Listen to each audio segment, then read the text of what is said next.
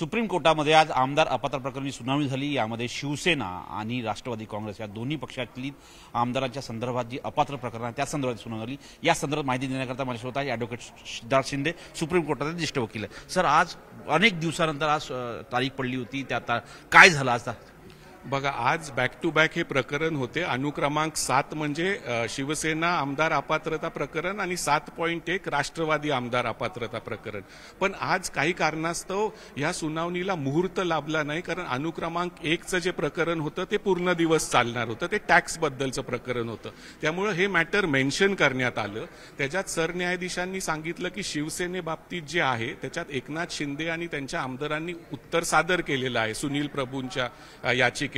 तर त्याच्यात दोन्ही बाजूंना सांगितलं गेलंय की तुम्ही तुमचे कंपायलेशन आमच्या समोर द्या, सादर करा, आणि 2 आठवड्यात ते 3 आठवड्यात तुम्हाला नवीन तारीख दिली जाईल आणि ते मॅटर ऐकलं जाईल। म्हणजे त्याच्यात सप्टेंबर किंवा ऑक्टोबरमध्ये निकाल अपेक्षित आहे आणि संकेत पण त्यांनी दिलेले आहेत की हे प्रकरण सुप्रीम कोर्टातच चालेल, कारण भरत गोगावले एकनाथ शिंदेमार्फत हे हायकोर्टात पण गेलेले आहेत। आणि राष्ट्रवादीचं प्रकरण हे थोडं नवीन आहे। मागच्या आठवड्यातच सरन्यायाधीशांनी त्याच्यात नोटीस इश्यू केली होती अजितदादा आणि त्यांच्या 41 आमदारांना। तर त्याच्यात सरन्यायाधीशांनी सांगितलंय की 3 आठवड्याच्या आत अजितदादांनी त्यांचं उत्तर सादर करावं आणि त्याच्यानंतर त्याच्यात प्रक्रिया। त्यांनी सांगितलं की शिवसेनेबाबतीत जे आहे त्याच्यात प्लीडिंग्स कंप्लीट आहेत, त्यामुळे कंपायलेशन द्या आणि फायनल निर्णय जो आहे किंवा तारीख जी आहे ते आम्ही लवकरच देऊ, 1-2 दिवसात, जास्त करून सप्टेंबरमध्ये ह्याची तारीख होईल आणि सप्टेंबर ऑक्टोबरमध्ये ह्याचा निकाल पण अपेक्षित आहे। आता तो निकाल काय असेल ते सरन्यायाधीशांना आणि खंडपीठालाच माहीत आहे। साधारणतः आज काही काळासाठी सरन्यायाधीश थोडे रागावले होते। काय प्रकरण झाली, काय घटना घडली? शिवसेनेच्या वकिलांचं असं म्हणणं होतं की तुम्ही ह्याच्यात खूप विलंब झालेला आहे, एक तारीख, स्पष्ट तारीख द्या। तर सरन्यायाधीश म्हणले मी लवकरच तारीख देईल, आणि ते थोडे संतापले आणि ते म्हणले मग तुम्हीच इथे येऊन बसा आणि तुम्ही तारखा द्यायला लागा, आमच्यावर खूप लोड आहे, पण तरी पण आम्ही तुम्हाला तारीख देऊ। पण त्यांनी एक मोठा संकेत असा दिलाय की तुमच्या प्रकरणामध्ये म्हणजे शिवसेनेमध्ये प्लीडिंग्स कंप्लीट आहे, दोन्ही बाजूचं लेखी उत्तर आलंय, आता तुम्ही रिटन सबमिशन्स, दोन्ही बाजूच्या वकिलांना सांगितलं की तुम्ही रिटन सबमिशन सादर करा आणि पुढच्या तारखेला हे मॅटर ऐकलं जाईल, आणि ऐकलं जाईल म्हणजे त्याच्यात काहीतरी निकाल पण येण्याची शक्यता आहे 1-2 महिन्यात। राष्ट्रवादीचं प्रकरण थोडं नवीन असल्यामुळे अजित पवार त्यांच्या आमदारांना सांगितलं गेलं आहे की तुम्ही 3 आठवड्याच्या आत उत्तर द्या। आता पुढच्या वेळेस हे प्रकरण बॅक टू बॅक म्हणजे त्याच दिवशी ऐकले जातील, हे आपल्याला 1-2 दिवसात जेव्हा तारखा येतील तेव्हा समजेल।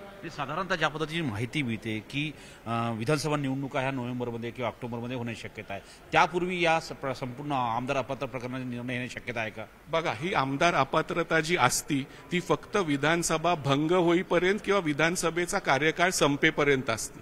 आता विधानसभेचा आपला कार्यकाळ 26 नोव्हेंबरला संपत आहे आणि सरन्यायाधीश हे 10 नोव्हेंबरला रिटायर होत आहेत, त्यामुळे त्याच्या आत निकाल अपेक्षित आहे। आता तो इलेक्शनच्या आधी येतो नंतर येतो ते माहीत नाही, आणि जरी हे आमदार अपात्र ठरवले गेले, कुठल्या दोन्ही साईडच्या कुठले तरी आमदार अपात्र ठरवले गेले तरी त्यांच्यावर हा थोडाफार कलंक तर राहील ना, त्यांना पुढचं इलेक्शन लढवता येईल, पण काही दिवसासाठी का होईना ते अपात्र ठरवले जातील।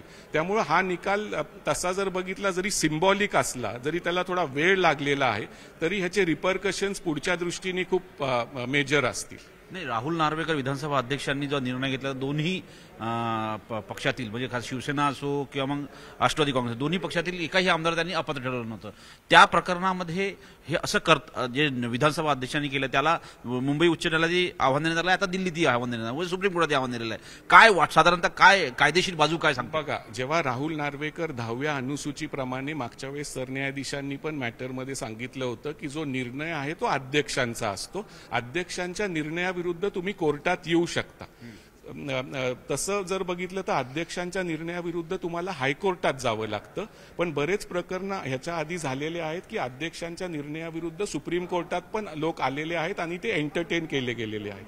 त्यामुळं भरत गोगावले आणि अनिल भाईदास पाटील हे शिवसेना आणि एनसीपीच्या वतीने हायकोर्टात गेलेले आहेत, आणि सुनील प्रभू आणि जयंत पाटील हे सुप्रीम कोर्टात आलेले आहेत। तर आज सुप्रीम कोर्टाने संकेत दिलेले आहेत की हे मॅटर सुप्रीम कोर्टातच चालेल, असे संकेत त्यांनी दिलेले आहेत।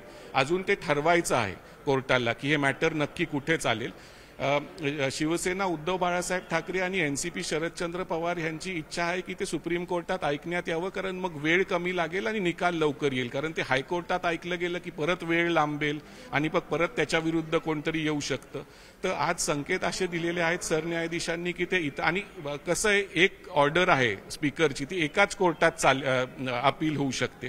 तर आता सरन्यायाधीशांनी आज संकेत दिलेले आहेत की ते सुप्रीम कोर्टातच चालेल आणि आपल्याला फार तर फार ऑक्टोबरपर्यंत काहीतरी निकाल अपेक्षित आहे. आता तो इलेक्शनच्या आधी येतो का नाही ते आत्ता सांगणं अवघड आहे. नाही, यापूर्वी साधारणतः अशा प्रकरणामध्ये काय स्थिती होती आणि काय निर्णय किंवा किती वेळात निर्णय आला? साधारणतः अनेक प्रकरणे आपण सुप्रीम कोर्टात बघितली असेल.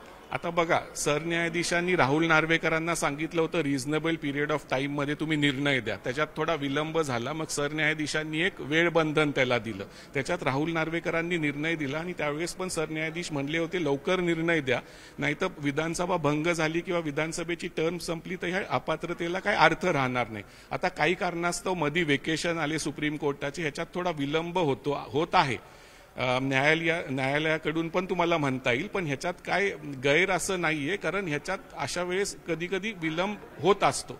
तर त्यामुळे सरन्यायाधीशांनी जर आज संकेत दिले आहेत की हे मॅटर आता ऐकलं जाईल आणि सप्टेंबर ऑक्टोबरमध्ये ह्याचा निकाल अपेक्षित आहे, तर त्याला आपल्याला मान्य करावं लागेल.